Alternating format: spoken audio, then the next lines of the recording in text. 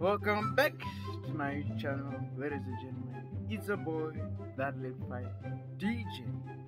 So today I'm going to be reacting to the world's most dangerous weapons ever found. So please make sure that you subscribe to my channel. Yeah, let's begin.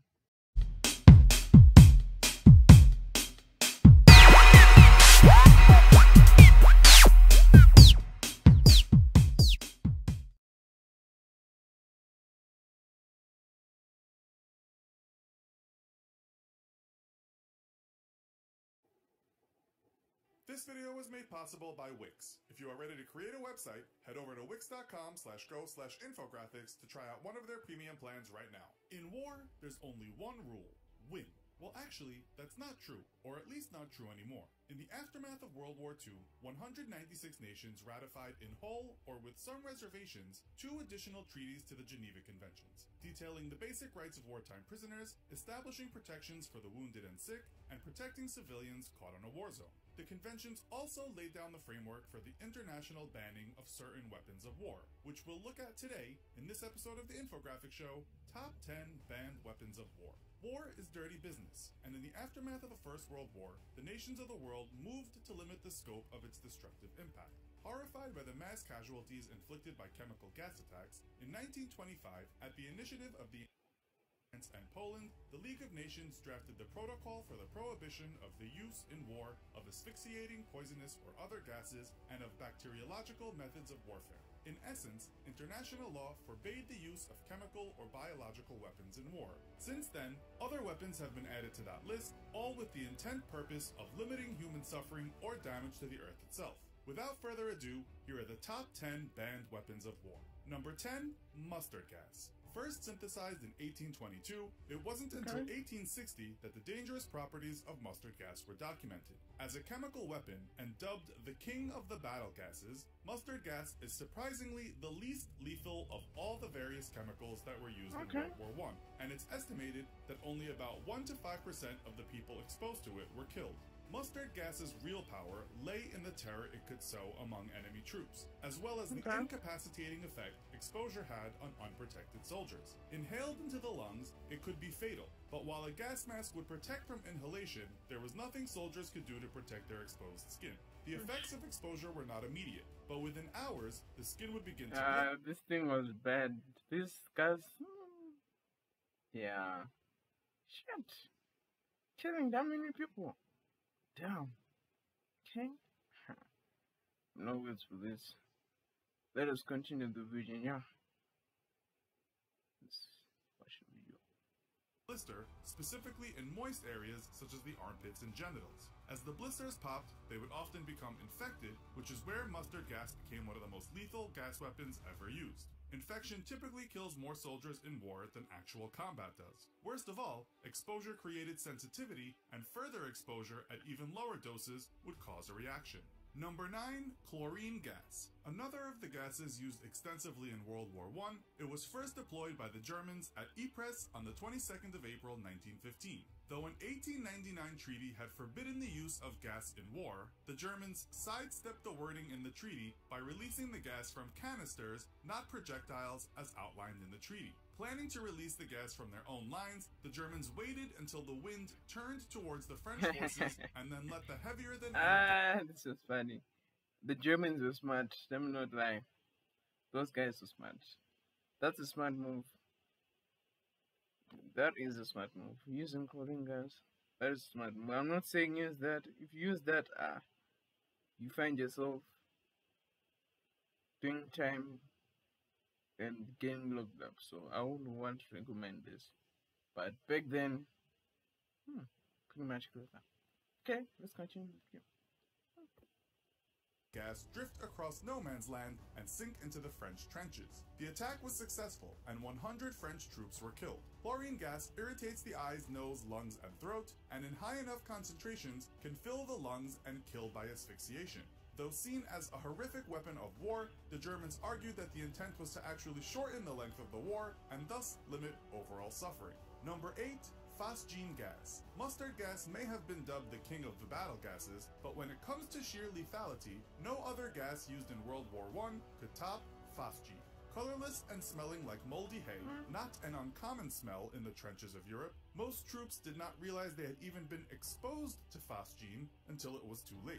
A slow-acting gas, victims' lungs would fill with fluid and after a day or two would suffocate to death. No treatment existed at the time, and the best a medic could do is make victims comfortable. Although the Germans were the first to use phosgene, it became the weapon of choice for the Allies and would ultimately be responsible for 85% of the 1.2 million casualties of chemical warfare during World War I. Number 7, nerve gas. In 2017, 100 people, including children, were killed in a nerve gas attack in Syria by pro-government forces, with hundreds left injured. An independent investigation later identified the culprit as sarin gas, a highly lethal nerve agent. Banned by international treaty, nerve agents are some of the most lethal forms of chemical warfare weapons and work by disrupting the ability for nerves in the body to transmit chemical messages between each other. Colorless, tasteless, and odorless, the first sign of exposure is uncontrolled drooling from the mouth, followed by foaming. Nausea and stomach cramps follow, along with uncontrollable urination and diarrhea. Eventually, the victim's lungs become paralyzed, leaving them unable to breathe. Number 6, plastic landmines. Number 7, that gas, shit. Yeah, that gas does something to people. Okay. Let's continue.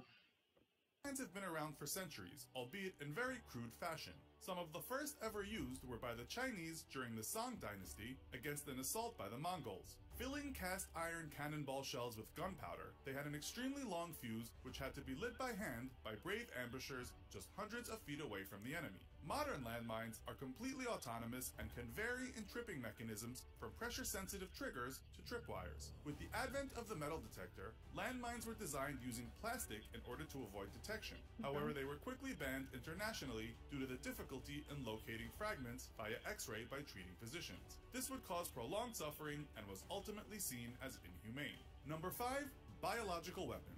Though around for nearly the entire time that man has waged war against itself, biological weapons were only recently banned under international law. Most biological weapons take the form of weaponized disease agents, such as bacteria and viruses, but they can also include fungi, toxins, and rickettsiae, parasites that normally affect arthropods, but can be deadly in humans. Modern conventions don't just protect people from biological weapons, but actually prohibit their use against plants and animals as well, preventing nations from engineering plagues that can wipe out a nation's livestock or crops, and thus creating famine, which is seen as unnecessary human suffering. Number 4, flamethrowers. Made famous for their use in World War II in Vietnam, flamethrowers were the answer to combating enemies entrenched inside fortified bunkers or underground tunnels. In these confined spaces, flamethrowers can actually be more lethal by sucking the oxygen out of the atmosphere than from their actual flames. While technically not illegal, their use around civilian areas has been banned due to the incredible damage they can inflict on infrastructure and their inability to be properly aimed.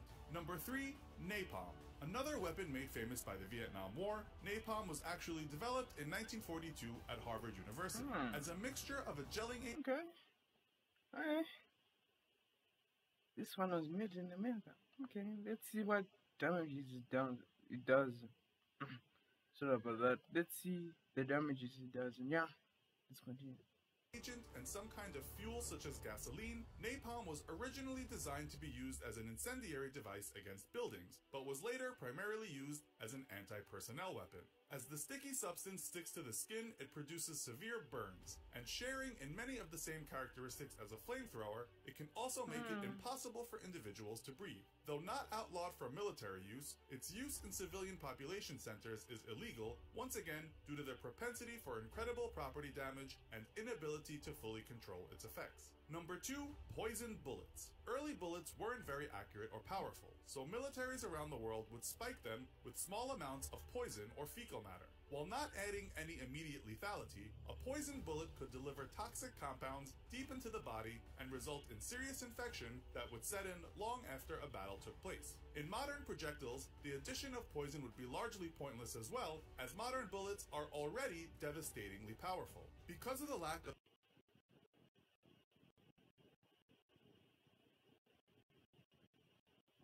immediate lethality and suffering caused long after a conflict is over, poison bullets have long been... Sorry about that. Something just happened. Yes, so yeah. If you didn't see the video nice and story, I think really you played.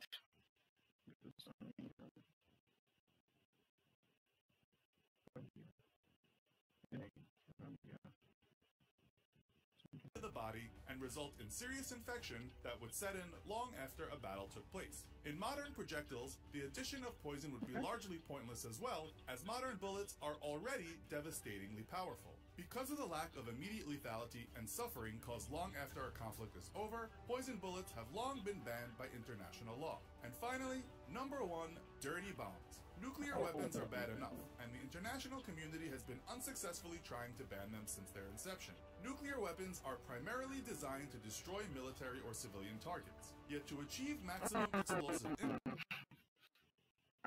This is bad. These bombs. Not even stay for these bombs. Just kill people like. But this is the act of terror. Let's continue. Impact, they are detonated high above their target where the pressure wave can spread. This has the side effect of causing most of the radiation released to be harmlessly blasted up into space or dispersed over a very wide area, limiting its effect. A dirty bomb, however, is a device that is designed primarily to create radiological fallout rather than kill outright, with the goal of poisoning land, sea, and air for a very long time. A regular nuclear weapon can be converted into a dirty bomb by simply programming it to detonate at ground level, thus creating massive plumes of radioactive debris and irradiating dozens of square miles. However, other devices, such as a cobalt bomb, can be detonated high up in the air and produce tremendous amounts of radioactive fallout. These dirty or salted bombs have long been banned due to the long-lasting and catastrophic damage they do to large swaths of the environment. Man has waged war since his inception, but it's only in the last few centuries that we've begun to try and limit the scope of the destruction that we inflict on each other.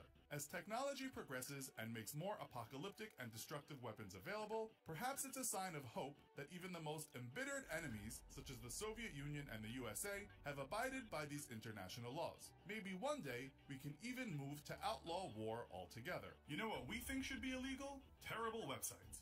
And with Wix available right now to help you make an amazing website today, there's no excuses. Wix's hosting is cheap and affordable, but if you really want to...